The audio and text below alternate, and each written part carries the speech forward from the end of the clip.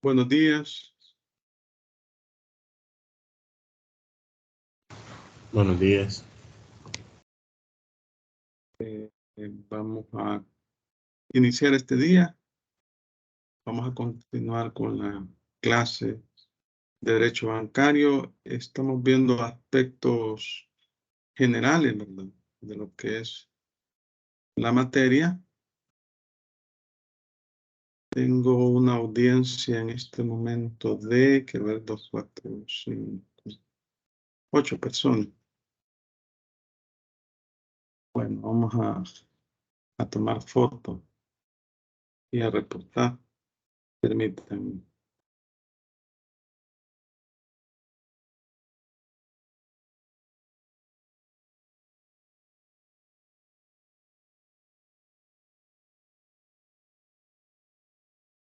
A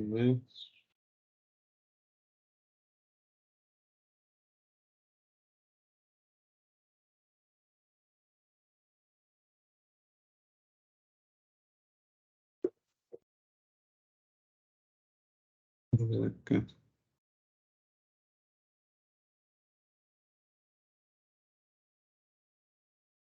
13 personas ahí, incluyéndome a mí. 13.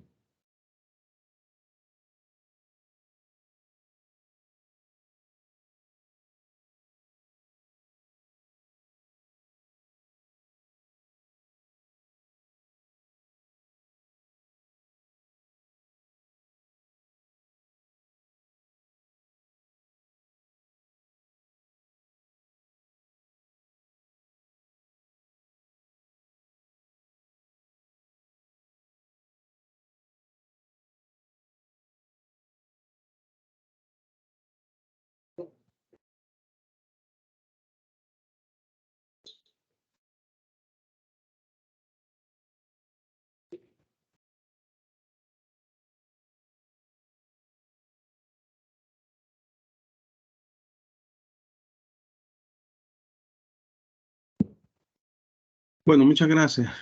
Vamos a iniciar entonces. Disculpen que nos piden que reportemos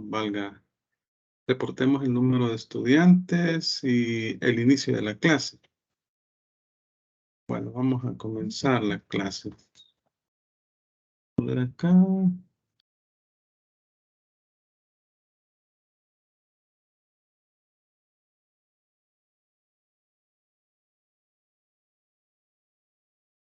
Sí. Bueno, estábamos hablando del concepto de derecho bancario. Habíamos mencionado que existe diferencias entre los tratadistas del derecho en el sentido de ubicarlo como derecho público o derecho privado.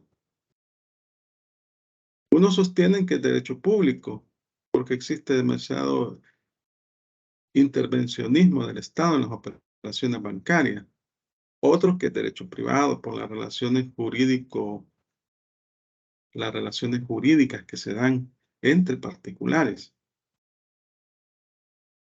Y hay otra línea del sector de la doctrina que dice que el derecho bancario es derecho público y derecho privado, y es la que ha adquirido mayor fuerza. Es público porque está sometido a una serie de regulaciones por parte del Estado, porque la actividad que realizan es de interés público, la captación de recursos del público y el crédito.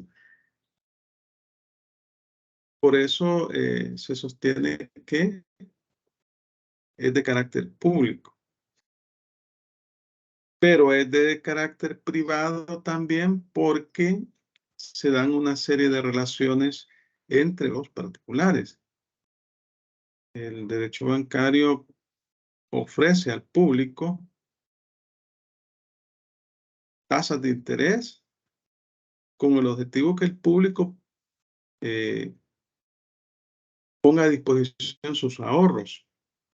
Y luego también con esos ahorros que capta del público, realiza préstamos, realiza crédito y ofrece también tasas de interés. En ese sentido, podemos decir que también se dan relaciones jurídicas entre particulares. Además, la actividad que realizan los bancos es una actividad mercantil, son actos en masa, son empresas mercantiles. Bueno, vamos a continuar este día. Veamos aquí el chat. Buenos días.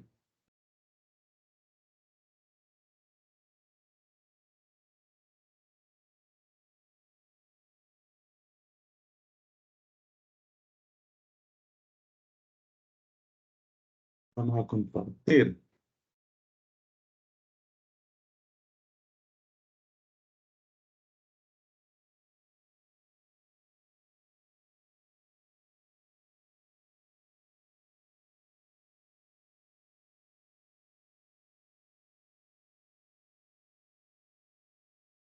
Entonces decíamos que el derecho bancario es derecho público y el derecho privado. Esa es la posición por la cual se ha decantado la mayor parte de estudiosos del derecho.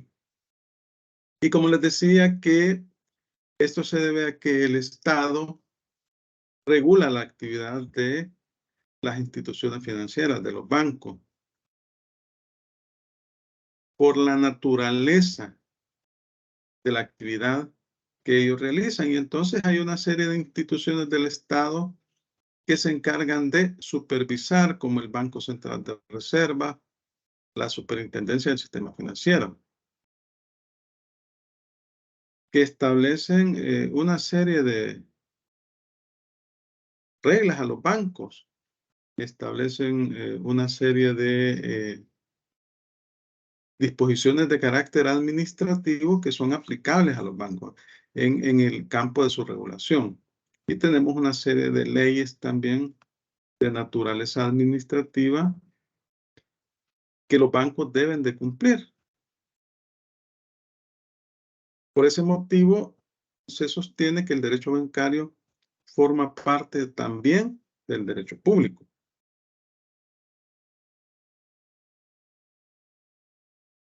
Y aquí pueden ustedes observar en la presentación al final que existen tres razones por las cuales se ubica el derecho bancario como derecho público. Por la importancia de los servicios que éste presta a la colectividad, que los bancos prestan a la colectividad, la necesidad evidente con que estos servicios son demandados por los particulares. Todas las personas necesitamos en algún momento determinado los servicios de un banco. Es bien difícil en la actualidad que una persona tenga su dinero debajo de la almohada, como sucedía antes. La mayor parte de las personas usan los servicios bancarios para realizar una serie de actividades. De hecho, el caso de los salarios, los pagos por servicios, las ventas de bienes y servicios, necesariamente se relacionan con la actividad bancaria, porque cuando le pagan a usted con un cheque, ese cheque lo va a ir a cobrar al banco. O en la actualidad se está dando más que todo las transacciones electrónicas, ¿no? Por medio de la banca en línea, usted hace sus transacciones y paga y recibe también recursos. El otro criterio es la masificación de dicha actividad. Como les decía, las empresas bancarias en realidad son sociedades anónimas de capital fijo y realizan actos de comercio y de acuerdo a lo regulado en nuestro Código de Comercio, en el artículo 3, el acto de comercio es un acto realizado en masa por empresa mercantil. ¿Y qué significa eso? Son actos repetitivos, son actos que se dan constantemente. Uno va a un banco en la mañana, están llenísimos, gente esperando que la atiendan. Va a mediodía, están llenos. Va en la tarde, ya cuando van a cerrar, y están llenos también.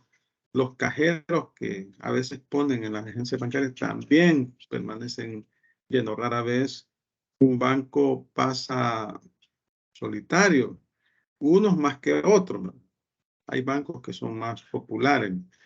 Y entonces, todas estas personas son personas particulares que requieren los servicios bancarios, los servicios del banco, y se acercan al banco a realizar algún trámite, a cobrar un cheque, a remesar, a sacar dinero, etcétera, a contratar un crédito. Entonces se dan una serie y esos son servicios que la banca le presta al público. Son actos masificados, repetitivos, que se dan diariamente. Entonces, por eso son actos en masa, son actos de comercio.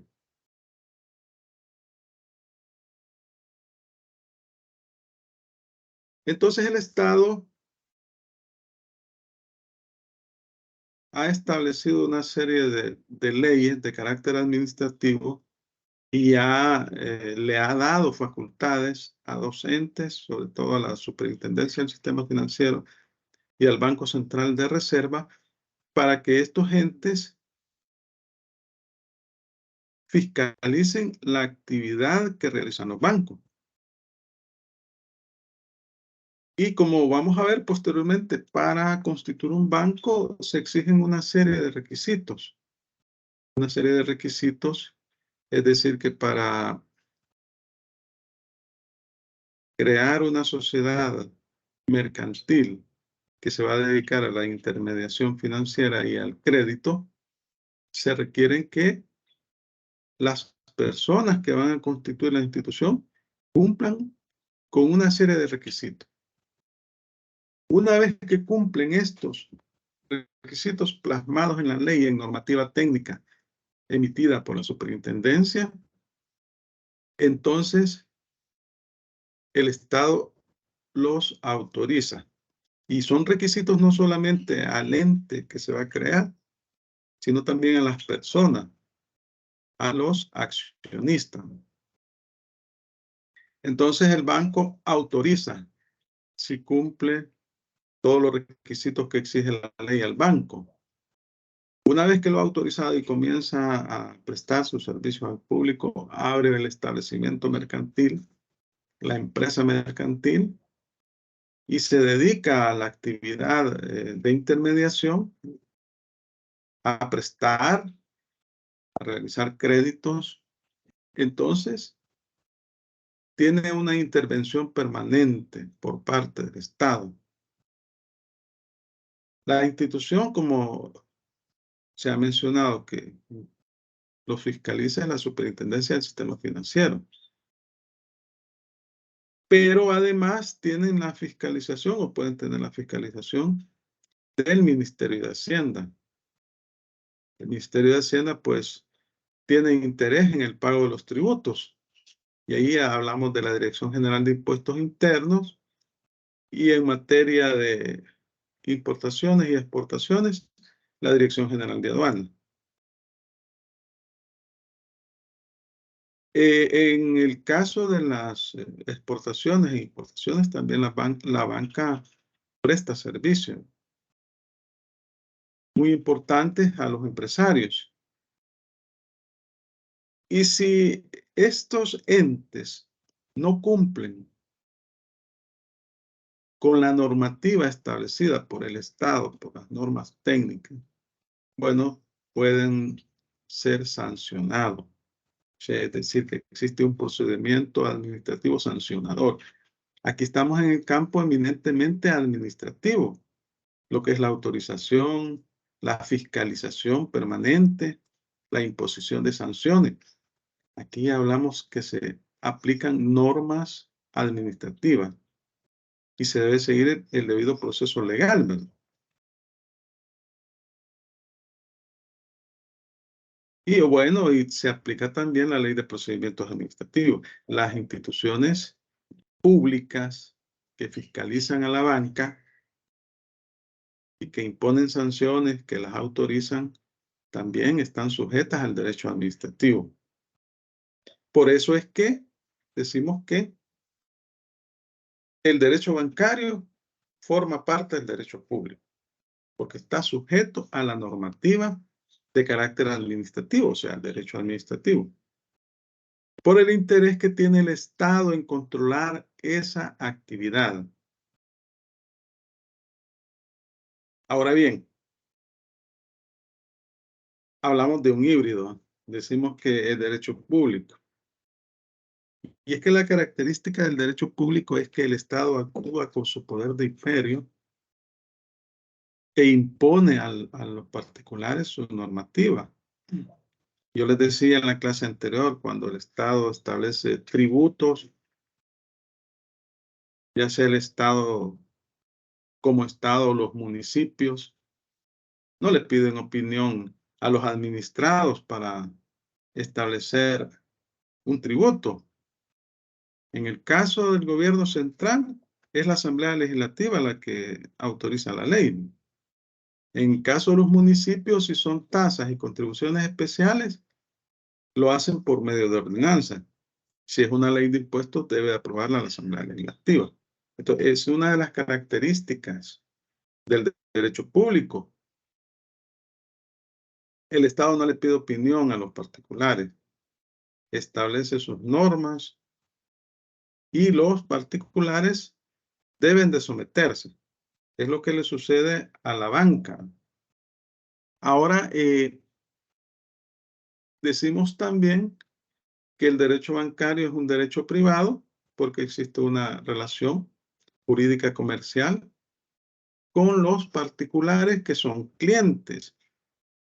Todos nosotros de alguna manera somos clientes del banco, porque probablemente nos pagan los salarios por medio de un banco, o aunque nos den un cheque, vamos a ir a parar al banco. Hay gente que tiene cuentas corrientes, que tiene algún negocio y abre una cuenta corriente. Lo más común son las cuentas de ahorro en la mayor parte de personas naturales, pero se pueden dar también otros tipos de transacciones bancarias. Entonces ahí existe una relación jurídica de carácter mercantil entre la sociedad, ente jurídico, denominada banco, y las personas, sean naturales o jurídicas, porque también las personas jurídicas realizan transacciones con la banca. Y ahí lo que el banco le ofrece es la prestación de servicios. Le presta servicios a los particulares, sean personas naturales o personas jurídicas. En ese sentido se da una relación de carácter patrimonial entre los bancos y sus clientes. Y como decíamos que son relaciones jurídicas mercantiles,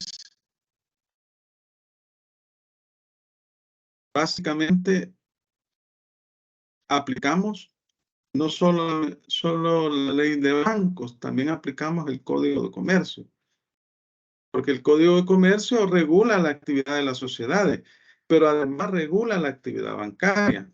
Allá por el artículo 1100 y algo, ahí vamos a observar que las operaciones bancarias están reguladas en el Código de Comercio. Y el Código de Comercio es una ley que pertenece al derecho privado. La característica del derecho privado es que regula las relaciones entre los particulares. derecho civil, derecho mercantil. Entonces, aquí estamos hablando que cuando aplicamos las reglas del derecho privado, predomina el principio de autonomía de la voluntad. Los particulares realizan negocios entre sí de forma voluntaria. Ya nuestra Constitución, allá por el artículo 22, establece la libertad de contratación que tienen las personas. Yo perfectamente puedo hacer negocios con un banco. Puedo abrir una cuenta de ahorro en X o Y banco de manera voluntaria. Ahí estamos hablando del famoso principio de autonomía de la voluntad que se regula en derecho civil, que es aplicable perfectamente al derecho mercantil. Entonces, como el servicio de la intermediación financiera es un negocio, igual ofrecer crédito es un negocio, porque lo que hacen los bancos, hacen llamamientos al público, abren establecimientos mercantiles en donde hacen llamamientos al público y le ofrece tasas de interés para que las personas contraten con ellos. Tasas de interés que pueden ser o no atractivas en realidad, ¿verdad? Que es el BCR que publica las tasas de interés activas y pasivas. Entonces, la persona que pueda tener interés indaga, o quien no ha hecho un crédito con un banco. Es bien difícil que no exista o que exista una persona que no tenga crédito con el banco o que no tenga una tarjeta de crédito administrada por un banco. Entonces, el negocio de la intermediación financiera del crédito, el banco ofrece al público administrar su dinero. Y este dinero el banco lo trabaja también ofreciendo créditos a particulares. Estamos hablando ahí que existe un comercio del dinero. Al final de eso se trata. Yo entrego dinero para que me lo administre el banco, me pague una tasa de interés y ese mismo banco, con el dinero que tiene de todos sus depositantes, de todos sus clientes, lo ofrece en préstamo a aquellas personas que tienen necesidad de ese dinero. Porque alguien puede tener dinero en exceso y lo pone al banco para que el banco se lo administre.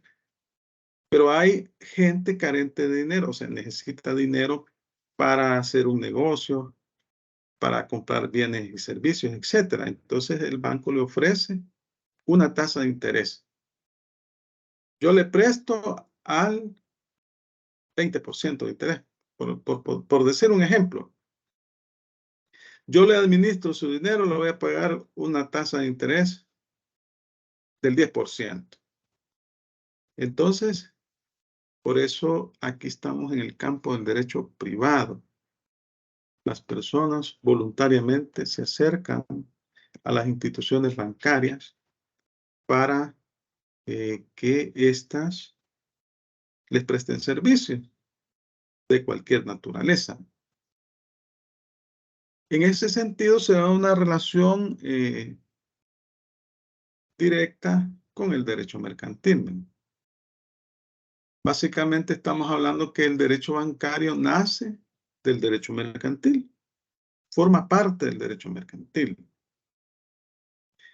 Entonces, ya leímos el artículo 1 de la Ley de Bancos y ahí se establece que las normas del Código de Comercio son aplicables. Son aplicables a la actividad que realizan los bancos. Entonces, cuando hablamos de derecho mercantil, hablamos de actos de comercio. Es que cuando hablamos del contenido del derecho mercantil, ¿qué es lo que regula el derecho mercantil? Vamos a ver. Yo creo que solo yo estoy hablando. Vamos a hacerlos hablar a ustedes. ¿Qué regula el derecho mercantil? ¿O cuál es el contenido del derecho mercantil? Aquí estamos en el ámbito bancario, que está íntimamente ligado con el derecho mercantil. Yo les decía, es que los bancos son sociedades anónimas. Se rigen por lo establecido en el Código de Comercio. Su actividad es un negocio. Son actos realizados en masa por empresas mercantiles. Entonces, cuando hablamos de derecho mercantil, las reglas del Código de Comercio se le aplican a la banca. Ahora, ¿cuál es el contenido del derecho mercantil? ¿Qué es lo que regula el derecho mercantil? Les consulto.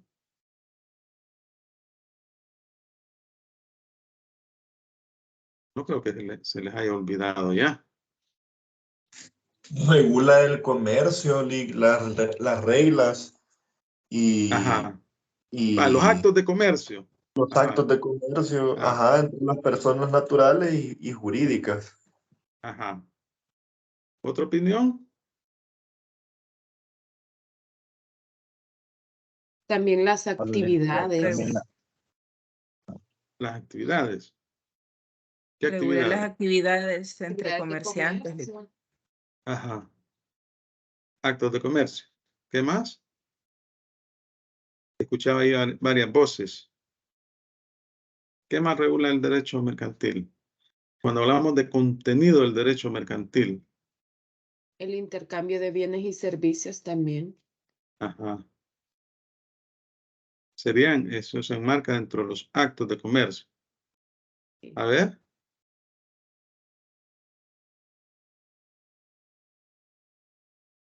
También regula los contratos Los contratos. Ajá. y las acciones de comercio. Ajá. Vaya, si ustedes Las se ubican. relaciones entre ¿Sí? personas, las relaciones entre personas, entre comercio, Ajá. entre contratos. Ajá. Vaya, si ustedes se ubican por el artículo 3 del Código de Comercio, 4, van a observar que el contenido del derecho mercantil son los comerciantes, los actos de comercio y las cosas mercantiles. Tenemos dos tipos de comerciantes.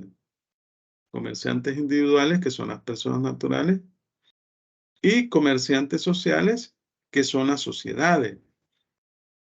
El requisito para ser comerciante es ser titular de una empresa mercantil. Los bancos son sociedades anónimas, son comerciantes sociales y son titulares de empresas mercantiles. Ahora yo les pregunto a ustedes, ¿es lo mismo una empresa, por ejemplo, Banco Agrícola, que la sociedad? La empresa mercantil es una sociedad.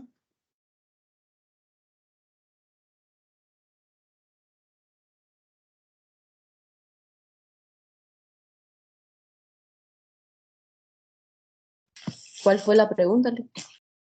La empresa mercantil es una sociedad. Por ejemplo, Banco Agrícola,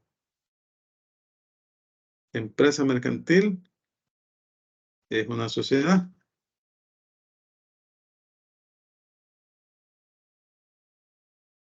Sí, es una sociedad. Ajá, ¿cómo así? Vamos a ver. ¿Es lo O sea, mismo empresa mercantil que sociedad? Pues esa es la pregunta en términos sencillos.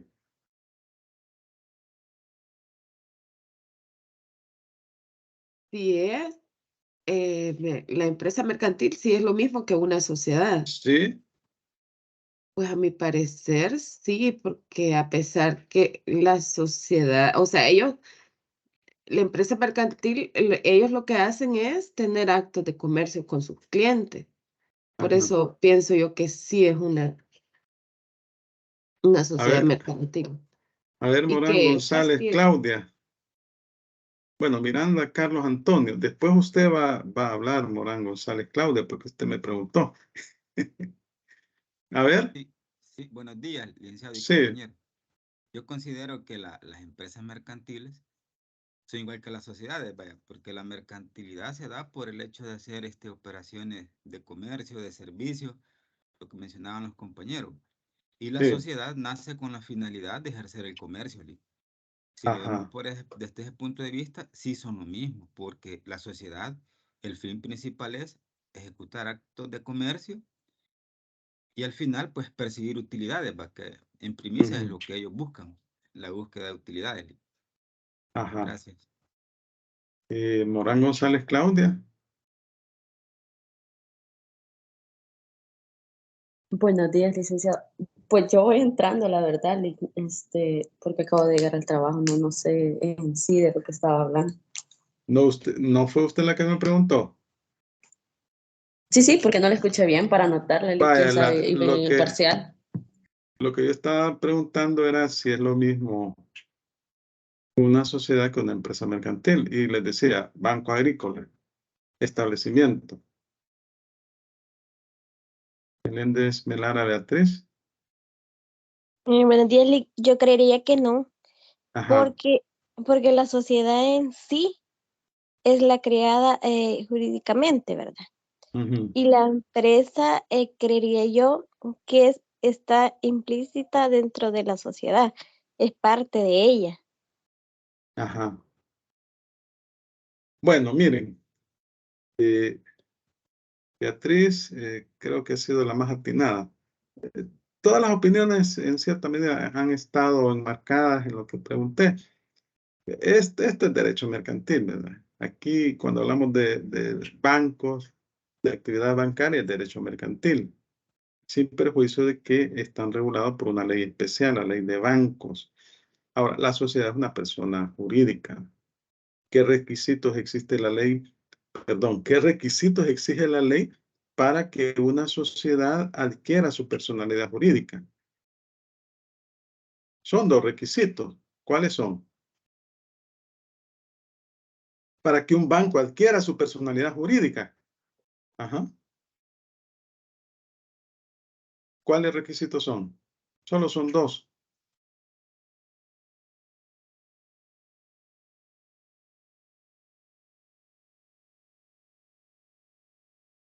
Constitución, licenciado, sería La uno. escritura, Para ajá, mí, la ¿verdad? escritura de La constitución. Constitución y la Ujú. otra, si no estoy equivocado, sería como la autorización que le da la superintendencia del sistema financiero. Ajá. Acuérdense que los bancos, además de que son sociedades mercantiles, tienen una serie de requisitos que deben de cumplir, que normalmente una sociedad común y corriente no lo cumple. Pero aquí estamos hablando de crear una sociedad. Entonces solo son dos requisitos que exige el Código de Comercio, que se debe constituir por escritura pública, debe cumplir los requisitos establecidos en el artículo 22 del Código, y esta escritura se debe inscribir en el registro de comercio. Ahí adquiere su personalidad jurídica. Y entonces es una persona jurídica y tiene todos los atributos, o la mayor parte de atributos que puede tener una persona natural: domicilio, puede actuar ante terceros, puede realizar contratos, etc. Ahora, la empresa mercantil es un patrimonio, es un bien, es el medio del que se vale el empresario para realizar su actividad mercantil. Entonces vemos que los bancos tienen una serie de establecimientos, tienen su casa matriz. Cada uno de los bancos tiene su casa matriz, en donde están sus operaciones principales, pero además tienen sucursales, muchos en todo el territorio nacional, otros no. Y esas sucursales, esas son empresas mercantiles La empresa mercantil es un bien. Así lo considera el Código de Comercio. Es un conjunto de bienes, es un patrimonio. Cuando hablamos de patrimonio, ¿de qué hablamos? Vamos a ver. Es una universalidad la empresa mercantil. Entonces, ustedes ven los balances de los bancos. Balances, no sé si han visto los balances ustedes. Es bien difícil que no hayan visto. El balance es un estado financiero que establece la situación económica, financiera de una empresa en un periodo determinado, normalmente del 1 de enero al 31 de diciembre. Y ahí ustedes ven cómo está constituido el patrimonio de la empresa. El patrimonio está establecido por activos, todos los activos que posee esa persona jurídica, todos los pasivos, las deudas, y el capital contable, activo menos pasivo igual patrimonio, es una regla contable. Entonces, la empresa mercantil es el instrumento, el medio que utiliza el comerciante para realizar su actividad. Es el establecimiento que abre al público para realizar actos de comercio. Y así vemos, los bancos tienen sucursales, ¿no?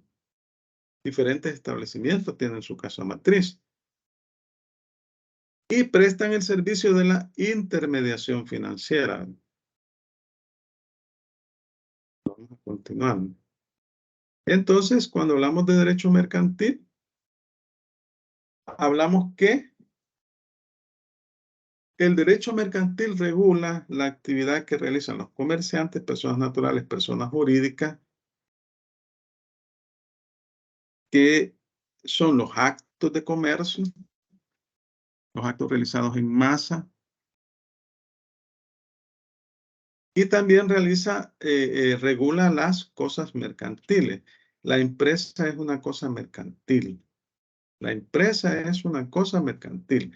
Dentro de las cosas mercantiles podemos encontrar los títulos valores, las patentes, las marcas, etc. Y cuando hablamos de cosas mercantiles tenemos dos categorías. Las cosas accidentalmente mercantiles y las típicamente mercantiles. Las típicamente mercantiles son las realizadas por el comerciante con aquellas cosas que han nacido para servir al comercio. Y ahí tenemos las realizadas con la empresa mercantil, con los títulos valores. Ahí hablamos de un cheque. Y las accidentalmente mercantiles son aquellas cosas que son mercantiles mientras están en exposición al público. Una vez que el público las adquiere, se lo vuelven cosas civiles. Y pues ahí vemos los inventarios. El caso de los bancos, ellos prestan servicios a los usuarios, a sus clientes. Servicios de carácter financiero. Rara vez un banco tiene inventarios para la venta. De hecho, no lo tiene.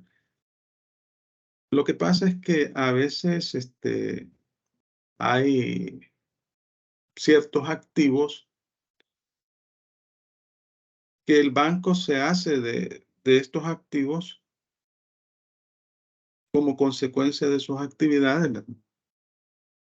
Pero alguien tiene un préstamo hipotecario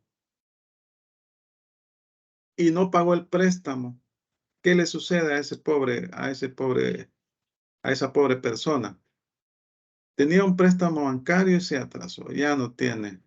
La cuota era de $500, se quedó sin empleo y dejó de pagar. ¿Qué le sucede a ese pobre cliente? Le embargan la casa. Le embargan, licenciado. Ajá. Embargan. Entonces, Entonces, así. Ajá, no pasa la casa al banco. Ajá, pasa al banco. Entonces, Sería una cosa accidentalmente mercantil en este caso. vaya, veamos. ¿Qué sucede? El banco, el negocio del banco no es la venta de casa, ni la venta de vehículos. Nada de eso, eso no es negocio.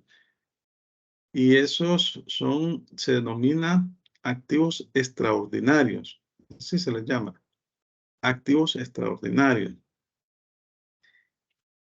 ¿Qué hace el banco con esos activos? Los subasta. Y a veces, no sé si ustedes, cuando alguien anda buscando una casa, a mí ya me ha pasado, y a todos ustedes seguramente les ha pasado.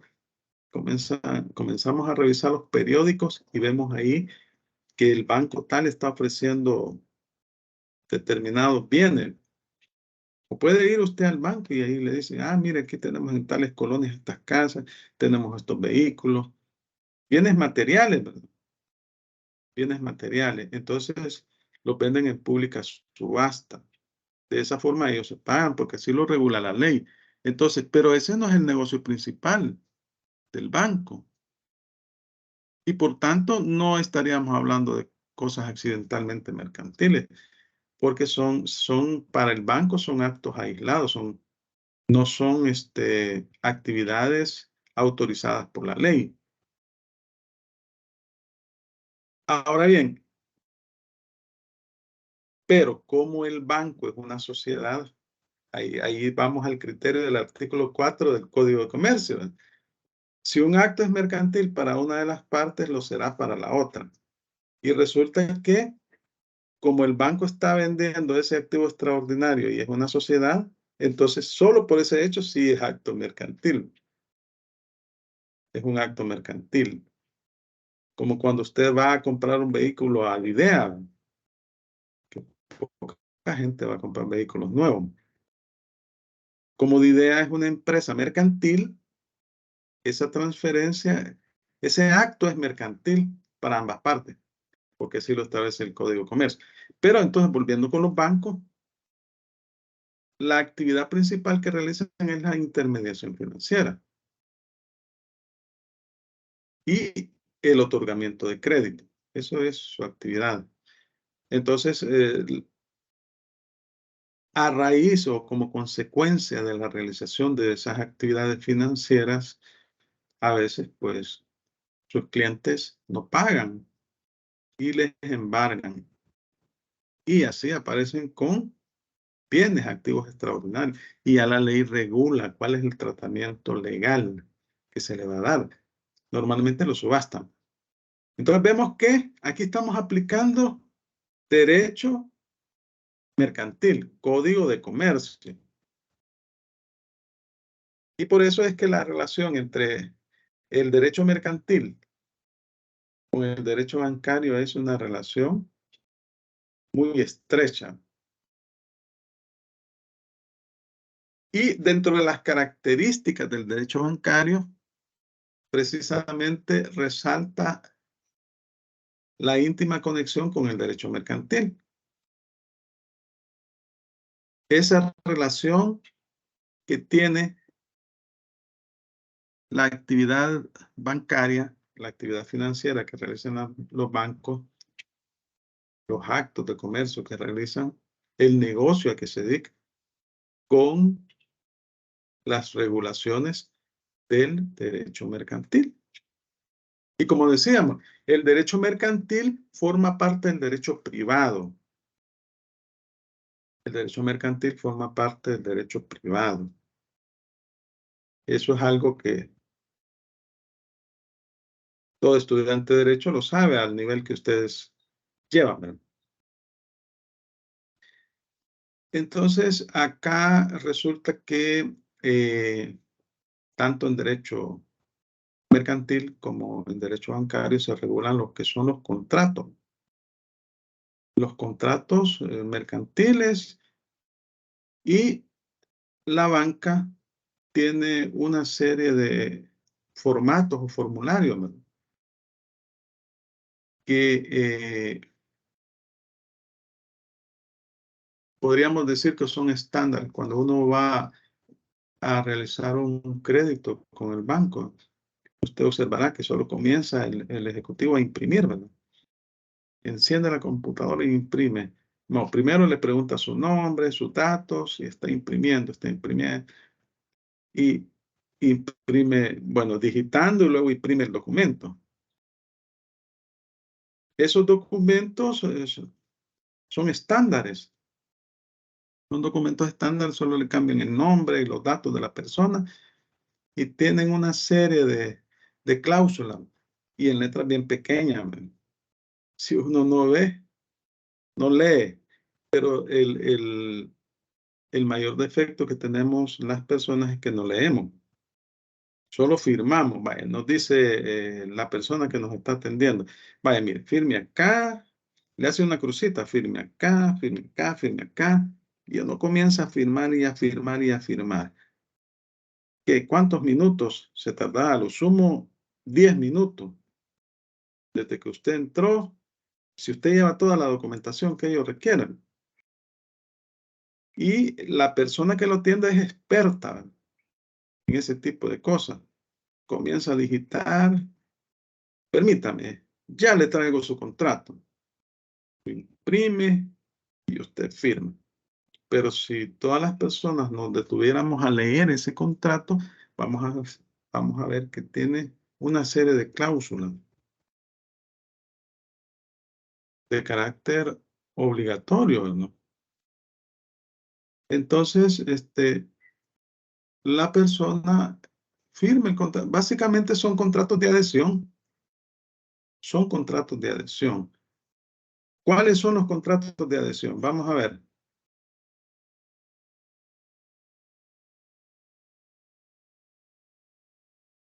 Los que no se pueden modificar, sino que uno se tiene que adherir a las cláusulas que ya están establecidas. Perfecto, esos son. Entonces, en el caso de la banca, sí es verdad. Uno llega, le entrega el formulario, lo firma y luego le dicen, mire, en tal fecha, hoy en la tarde, a veces el mismo día, le vamos a depositar su dinero. Cuando es un crédito. Y así tienen una serie de formularios que con la práctica se han ido perfeccionando, se han ido estableciendo conforme la actividad que ellos necesitan.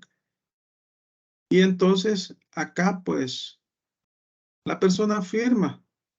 ¿Cómo expresa su consentimiento la persona? Firmando sin conocimiento de causa, sin haber leído el documento.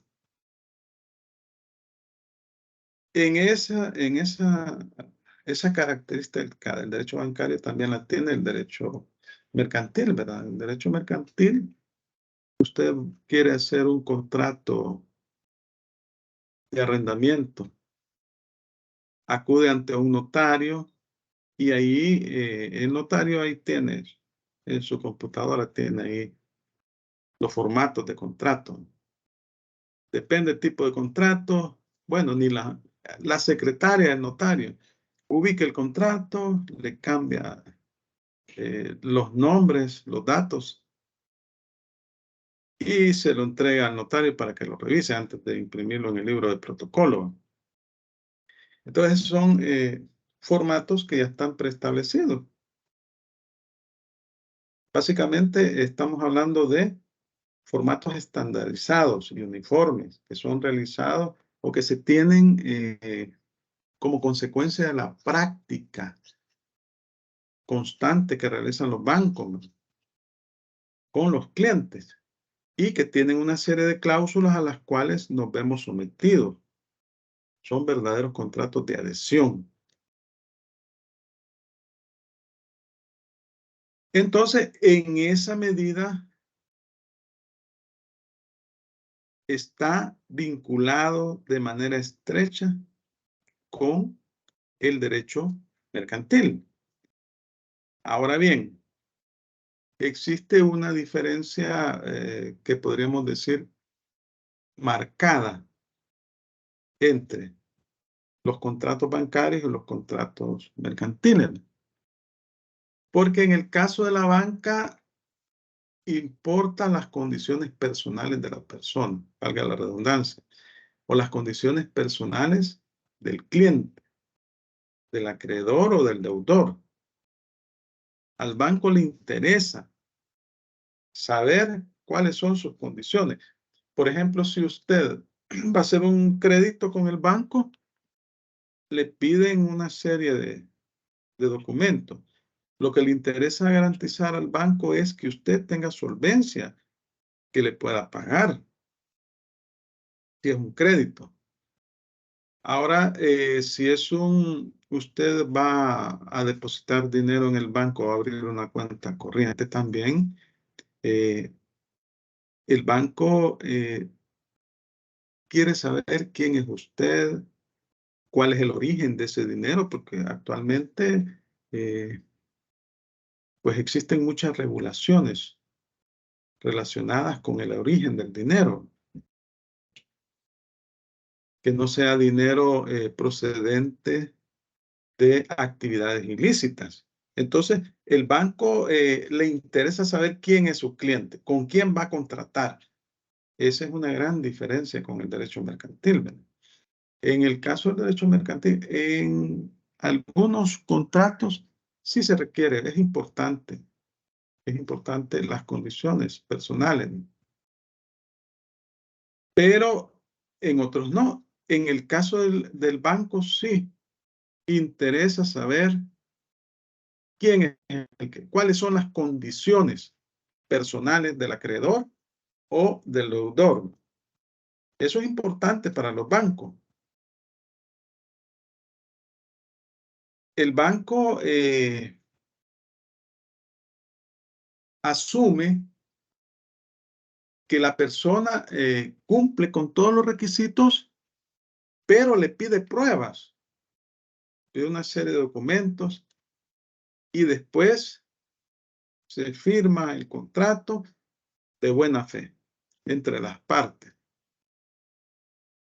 Entonces se supone que debe existir una confianza mutua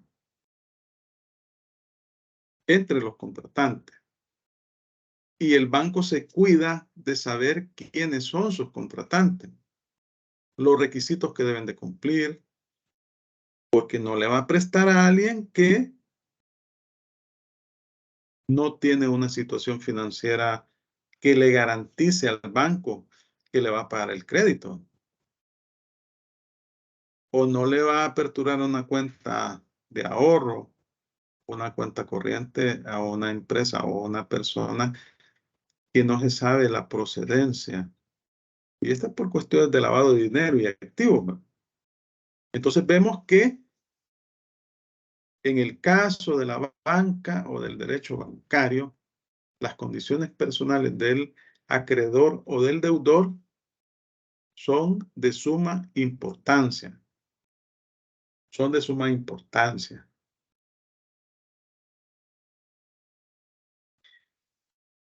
Aquí ustedes pueden ver en la presentación, ni les he preguntado si la están viendo. Entiendo que la están viendo.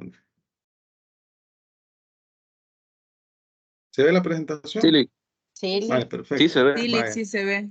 vaya, excelente. Vaya, ven, ¿en qué consiste esa confianza personal o esas condiciones personales que debe de cumplir el acreedor o el deudor para establecer la buena fe de las partes al momento de contratar? En primer lugar, al banco le interesan las cualidades personales de la persona, su situación económica financiera. Y por ese motivo le solicita una serie de documentos y lo investiga. Y los bancos tienen un sistema en el cual pueden saber cuáles son las actividades a que se dedica la persona, cuál es su situación financiera.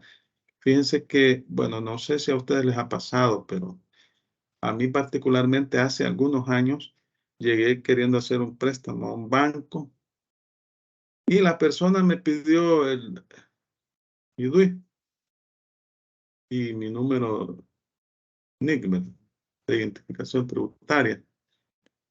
Y como uno solo lo ve de frente, pero ellos tienen una computadora y comenzó a digitar. De pronto me dijo, mire, usted vive en tal lugar. Me dio alguna información personal mía. Entonces, me llamó la atención. Dije yo, bueno, ¿y estos, cómo es que tienen este sistema? Claro, en esa época no existía la Ley de Acceso a la Información Pública, en donde se regulan los datos personales de las personas. Lamentablemente en la Asamblea Legislativa no prosperó una ley de datos personales y ha quedado regulado en la Ley de Acceso a la Información Pública, y los datos personales son información atinente a la persona, su domicilio, su condición de salud, su número telefónico, etcétera. Y esa información es de carácter privado y no puede ser divulgada sin previa autorización de la persona titular de esa información. Sin embargo, la banca en ese sentido ha sido abusiva. Y ellos, como les digo, como les interesa saber cuál es la condición personal, cuál es más que la condición personal, la condición financiera. Pero también hay situaciones que les puede interesar, por ejemplo, su condición de salud, o su edad, ¿verdad? Una persona que esté con una enfermedad terminal no le van a prestar. O una persona que está ya 80, 90 años, no le hacen préstamo. Entonces, porque a ellos les interesa garantizarse que van a recuperar ese dinero que van a invertir. Y por ese motivo investigan a la persona, ven en su sistema y además le piden una serie de información al cliente. Es el primer aspecto. El segundo aspecto a considerar es, bueno, la confianza que puede generar la institución bancaria en los clientes. Es decir, no es lo mismo hablar de X banco a Y banco. Hay bancos que en el ejercicio comercial, en el ejercicio de actividades mercantiles, se van a la quiebra. Y eso puede generar una serie de problemas al ahorrante, ¿no?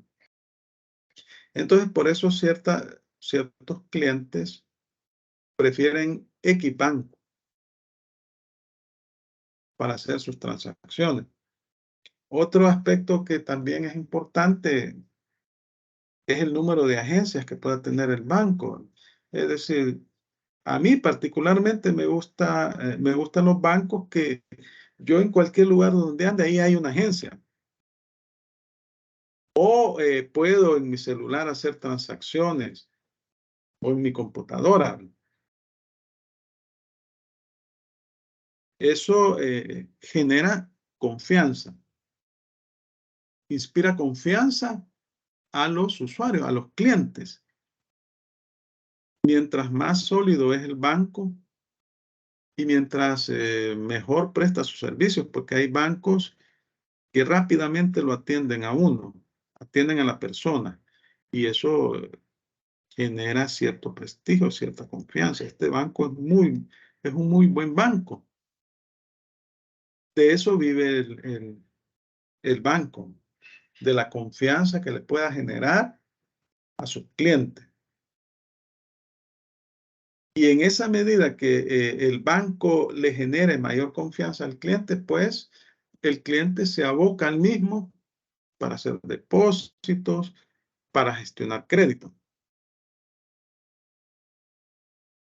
Entonces, esas son las dos características. Una es la situación personal de la persona le interesa mucho al banco y por otra parte a la persona le interesa un banco que le genere confianza, un banco sólido que cuando llega la persona cumple con ciertas características, lo atiende rápidamente, en cualquier lugar tienen agencias o sucursales.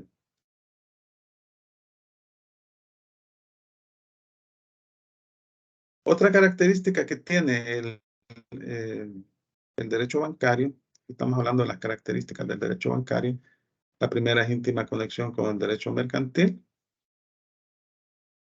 Otra característica es su carácter formalista y mecánico. ¿A qué se refiere esta característica? Bueno, es que los contratos bancarios son rigurosamente formalistas. Los contratos bancarios tienen una serie de cláusulas, cantidad de quién no ha firmado un crédito con un banco en formularios preestablecidos y le piden una serie de documentos al cliente. Son rigoristas. Por ese motivo hablamos de que es formalista y mecánico. Formalista en el sentido que se ciñe a una serie de requisitos y mecánico en el sentido de que existen formularios preelaborados, preestablecidos, a los cuales se somete el cliente. Y entonces, pero sorprendentemente, el cliente solo llega a firmar. Rara vez un cliente se toma la molestia de leer el contrato.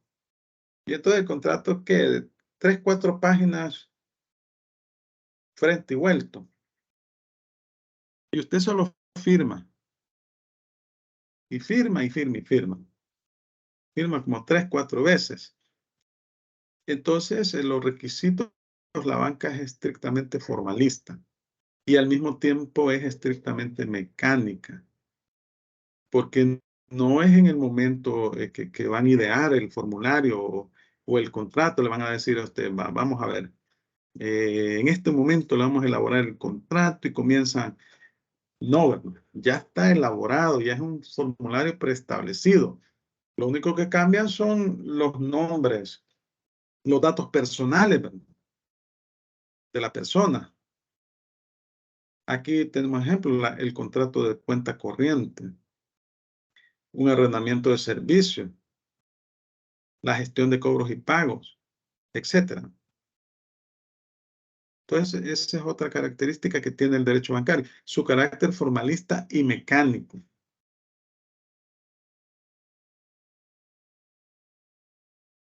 También tenemos que tiene un carácter técnico.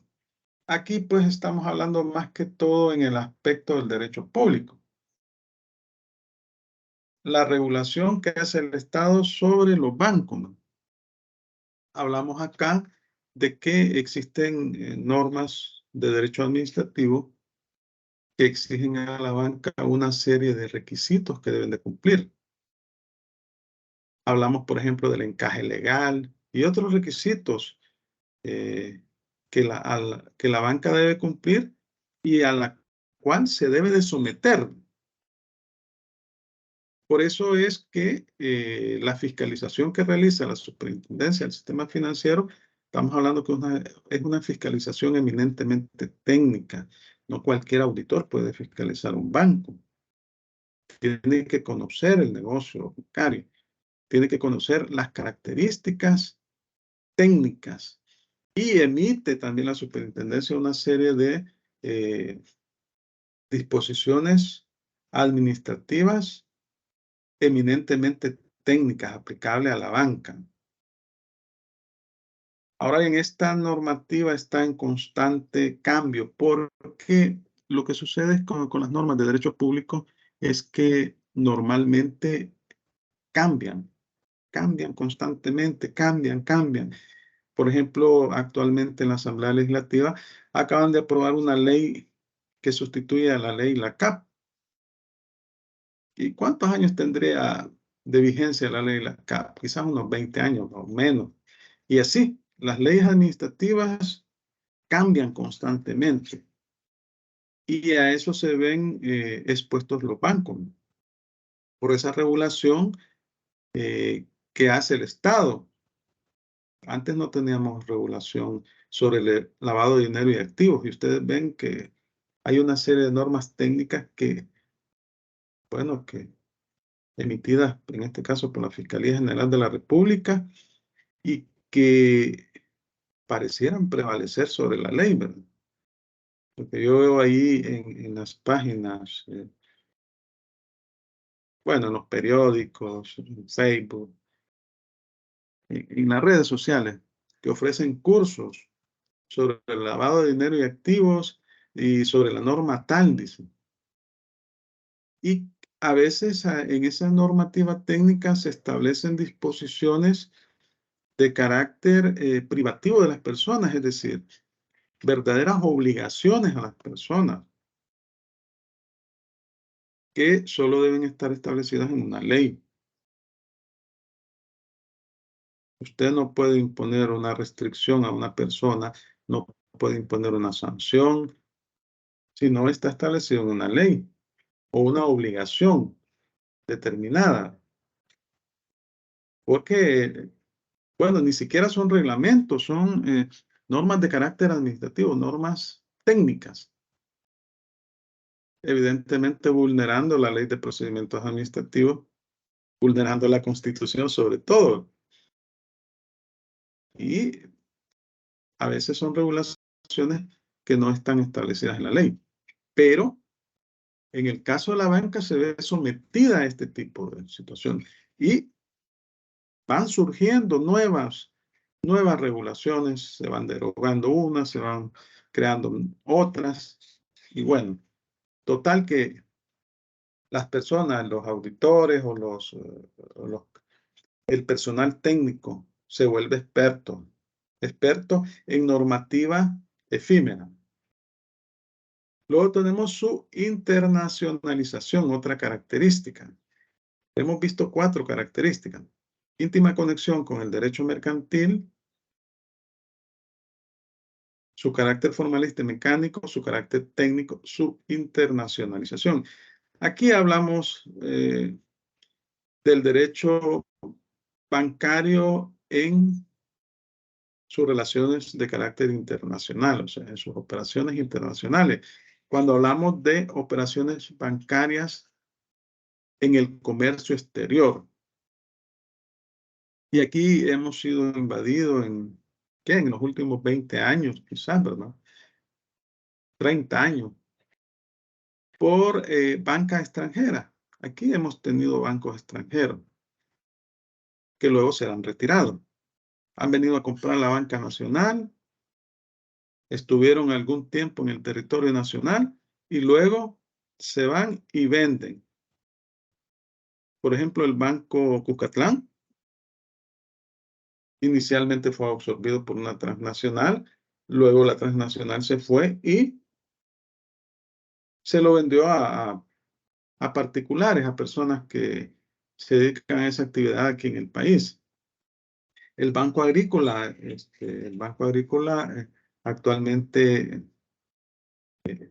los dueños son colombianos, es una transnacional también. Y así, hemos visto que las operaciones bancarias se han generalizado a nivel mundial. Y las transacciones bancarias con esto de la globalización, con la suscripción de tratados internacionales, tratados de libre comercio, los tratados de libre comercio, han tenido bastante incidencia en la internacionalización de los servicios bancarios.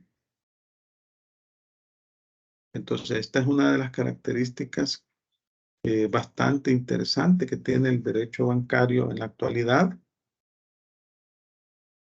Y a pesar de que nuestro país es un país pequeño, también se ha visto involucrado o invadido por bancos extranjeros.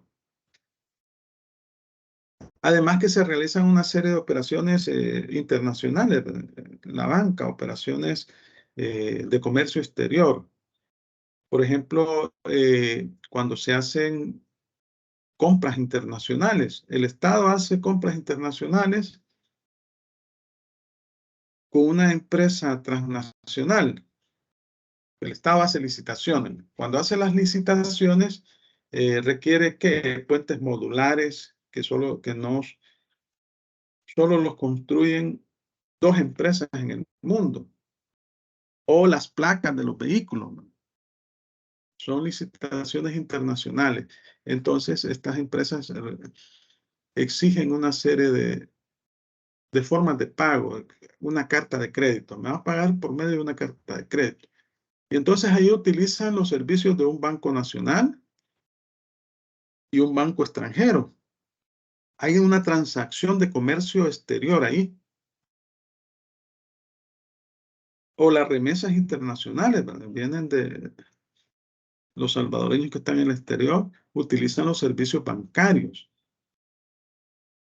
O pagos que se hacen, bueno, pagos, importaciones, cuando se adquieren diversos bienes en el exterior, o igual servicios, se realizan los pagos por medio de instituciones bancarias.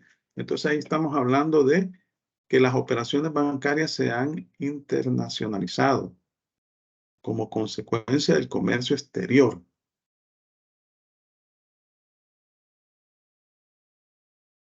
Bueno, no sé si tienen comentarios hasta este momento. Casi solo yo he hablado poco.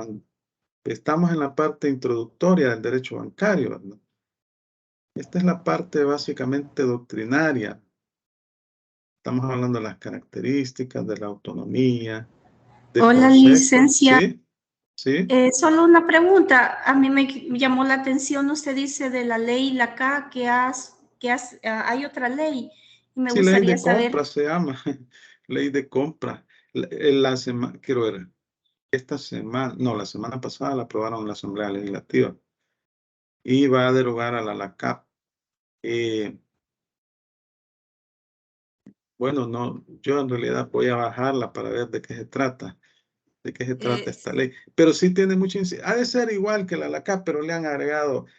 Yo le mentiría si le diría que he leído esta nueva ley. La LACAP sí la conozco, pero esta nueva ley no, pero la voy a bajar y voy a verificar de qué se trata. Pero ha de ser lo mismo. Le han agregado la parte electrónica, dicen ellos. Porque hay varias operaciones que se van a realizar en línea, dicen. Pero eso ya se realiza.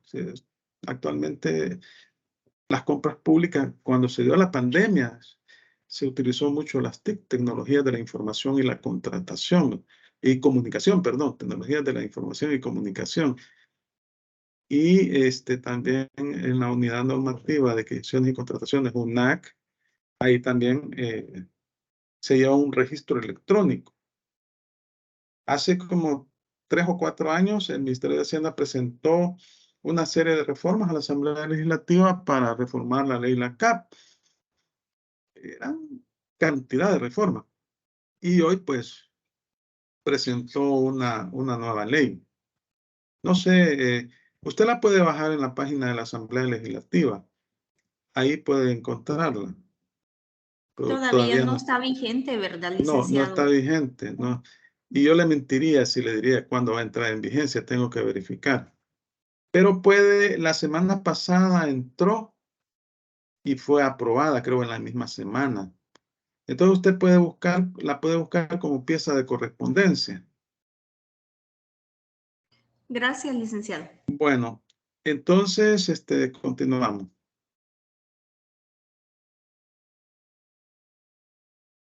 Vaya, cuando hablamos de autonomía del derecho bancario,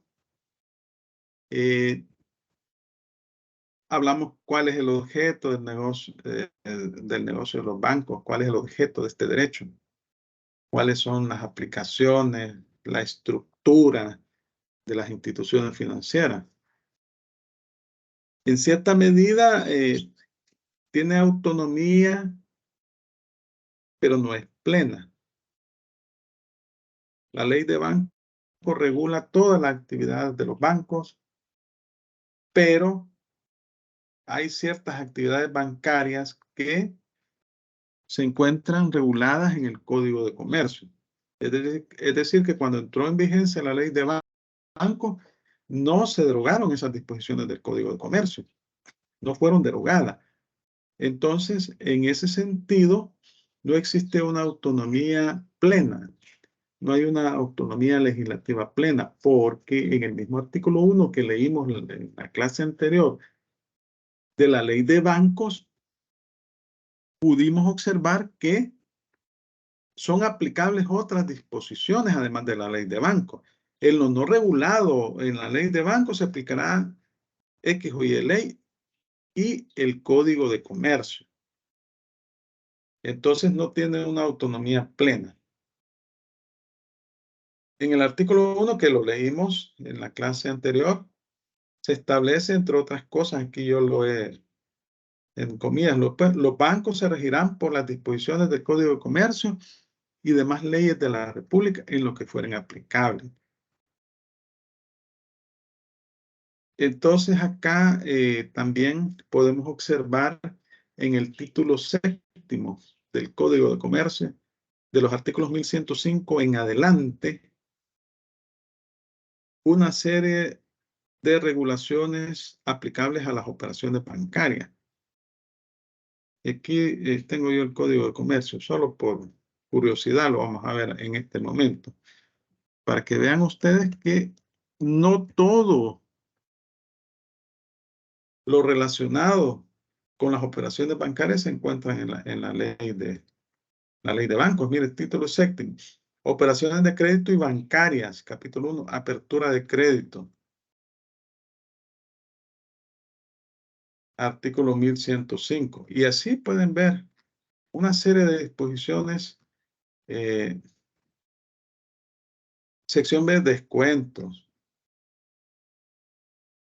Sección C, créditos documentarios. Aquí estamos hablando de las cartas de crédito.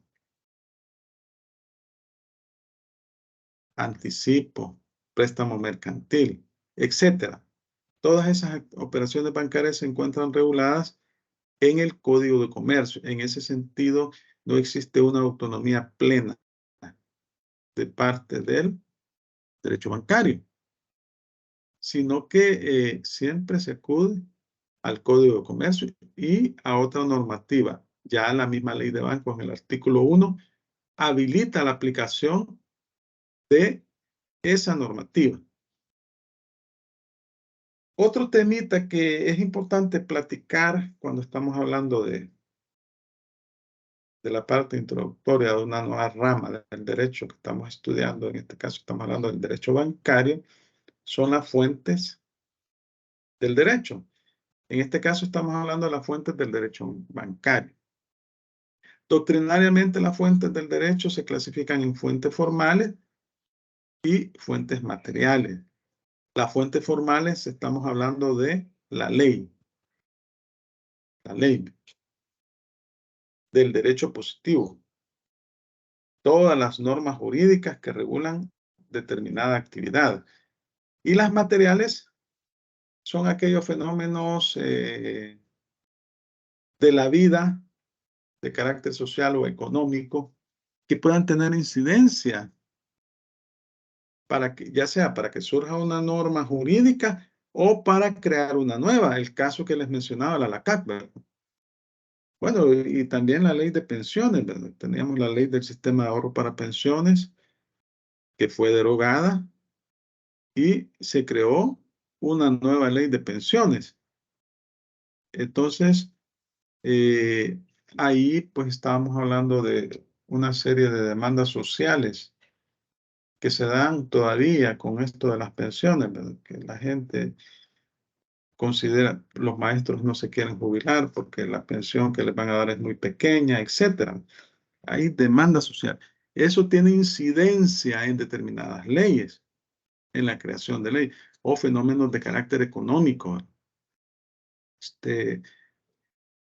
que puedan generar y la banca, los bancos se han visto sometidos a leyes de este tipo, a normativa, a nueva normativa, porque lo que trata el Estado es evitar que se puedan ver afectadas las personas. ¿Se recuerdan hace algunos años el fraude de Incepro, Fincepro? Que fue, se estafaron cantidad de personas.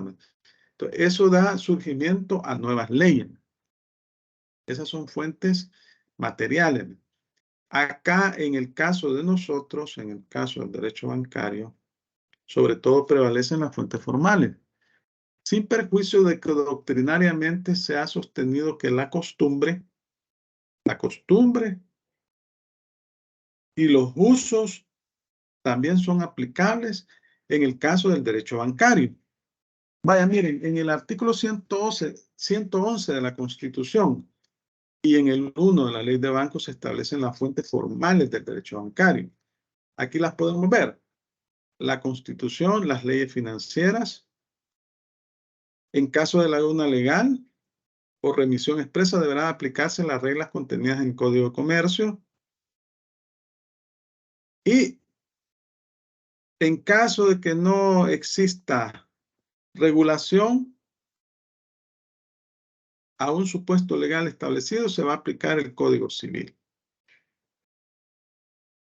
Entonces, en el artículo 111 de la Constitución se establece la facultad del Estado de regular la política monetaria en el país y de las actividades bancarias. La política monetaria, las actividades bancarias y el caso del Banco Central de Reserva, que, bueno, constitucionalmente tiene la facultad de la emisión de moneda. Sin embargo, cuando se creó la Ley de Integración Monetaria, se perdió esa facultad. Entonces, aquí estamos hablando de las fuentes formales. El artículo 111, que ustedes lo leen y en la próxima clase lo podemos comentar, de la Constitución, ese sería cuando hablamos de la pirámide de Kelsen, la máxima norma jurídica que tenemos en nuestro país. Y luego las leyes secundarias, los reglamentos y la normativa técnica. Estos serían las fuentes formales. La Constitución, las leyes financieras, ley de banco, Código de Comercio y en última instancia el Código Civil. No obstante, en el Código de Comercio se establece como fuentes del derecho mercantil la costumbre y los usos. Y como decíamos que la actividad que realizan los bancos es actividad masificada, son actos de comercio, también en cierta medida les son aplicables. Básicamente, en el caso de la costumbre, estaríamos hablando de esos formularios, esos formatos que han creado los bancos, como consecuencia de su actividad constante y que uno los firma. Esa parte se da como consecuencia de las operaciones bancarias. Ahora bien, acá es de mencionar que la costumbre es derecho no escrito. Surge como consecuencia de la práctica determinada o la repetición constante de ciertas actividades por parte de la colectividad. En algunos países se habla de derecho consuetudinario. En nuestro país estamos hablando de derecho positivo. Entonces, la costumbre tiene dos elementos. Uno objetivo, que es la repetición constante de un determinado proceder que se da en un determinado lugar. En el caso del Código de Comercio, en derecho mercantil es aplicable la costumbre. Y el elemento subjetivo, que consiste en la convicción de obligatoriedad.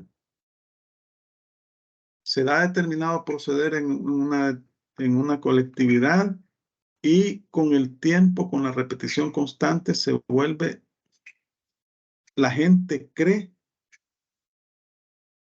que es obligatorio. Existe un sentimiento de obligatoriedad, aunque no esté escrito. Entonces, en ese sentido, se sostiene que el derecho bancario le es aplicable la costumbre. Aunque como vimos en nuestra ley, está claramente establecido en el artículo 1 las disposiciones que son aplicables al derecho bancario,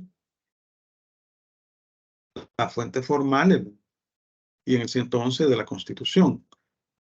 Ahora bien, cuando hablamos de usos, tiene la misma característica de la costumbre. Son ciertas actividades de carácter repetitivo que con el tiempo se vuelven comunes, pero tiene una gran diferencia con la costumbre, que no son de carácter obligatorio. No existe ese sentimiento subjetivo de que esa repetición constante de esa actividad sea de carácter obligatorio. Obviamente que con el tiempo los usos se vuelven costumbre y la costumbre se vuelve ley. Esto de manera genérica, porque en realidad, por ser el derecho bancario extremadamente rigorista, pues no estaríamos hablando de que le pueda ser aplicable la costumbre. Bueno, en la práctica, en la elaboración de esa serie de formularios que ellos elaboran, ¿verdad? Podríamos decir que es como consecuencia de la costumbre mercantil de ellos, ¿verdad? No sé si tienen comentarios, si tienen consultas. Vi en el aula virtual que solo hay 7 grupos, faltan 3 grupos, porque son 50 personas las que han inscrito esta materia. No sé si sería bueno que suban todos los grupos, porque yo ya estoy preparando los temas ya estoy preparando la guía, los temas que ustedes van a investigar, que va a valer 40% para el primer parcial, el trabajo, la entrega de trabajo, y en el segundo parcial, la exposición, la defensa del trabajo va a valer 40%, segunda unidad. No sé si tienen consultas, comentarios. Ya básicamente está concluyendo la clase.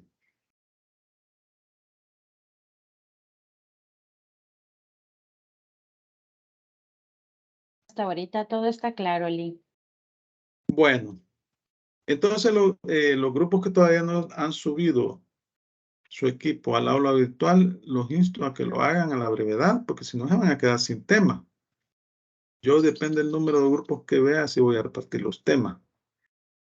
Y acuérdense que la nota formativa, o sea, ese 40%, hay que aprovecharlo, porque a veces el parcial no es suficiente a la nota del parcial. Yo prefiero que me dejen una tarea y hacer el parcial a ir al 100% a un parcial. Puede ser arma de doble filo, ¿verdad?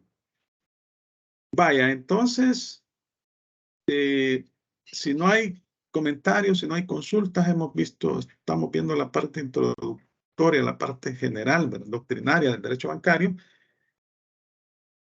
Entonces estaríamos finalizando la clase en este momento y yo les deseo que pasen un feliz fin de semana. Yo sé que muchos están trabajando hasta las 12, ¿verdad? Jiménez Sosa, Mayra, iba a preguntar algo. No, por error. Ah, bueno. Gracias entonces. Pasen un feliz fin de semana y nos vemos el miércoles en Derecho Bancario. Adiós, Lee. Feliz fin de Bueno, semana. Gracias igual. gracias Adiós. igual. Bendiciones a todos. Gracias, Lee. Gracias, Lee.